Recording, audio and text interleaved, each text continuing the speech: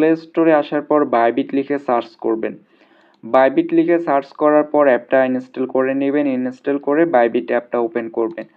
Open করার পর এরকম আসবে, আপনারা কি করবেন, নিচে সাইন আপ বা এখানে সাইন আপে ক্লিক করে দিবেন। সাইন আপে ক্লিক করার পর এরকম আসবে। এরপর আপনারা যে কোনো একটা জিমেল দিবেন। অবশ্যই জিমেল দিয়ে অ্যাকাউন্ট ক্রিয়েট করবেন। যে কোনো একটা ভেরিফাইড জিমেল দিবেন, যে জিমেলটা আপনার কাছে সব সময় থাকবে।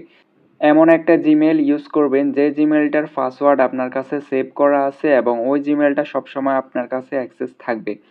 এরপর যে কোনো একটা পাসওয়ার্ড দিয়ে দিবেন। অবশ্যই এরকম করে পাসওয়ার্ড দিবেন, স্মল লেটার, ক্যাপিটাল লেটার, @, তারপর হচ্ছে নাম্বারগুলো দিয়ে একটা পাসওয়ার্ড ক্রিয়েট করবেন। পাসওয়ার্ডটা ক্রিয়েট করে পাসওয়ার্ডটা অবশ্যই কপি করে রাখবেন। এরপর এখানে দেখতে পাচ্ছেন রেফারেল কোড, এখানে ক্লিক করে দিবেন। এখানে ক্লিক করার পর আপনারা এই কোডটা বসিয়ে দিবেন। এই কোডটা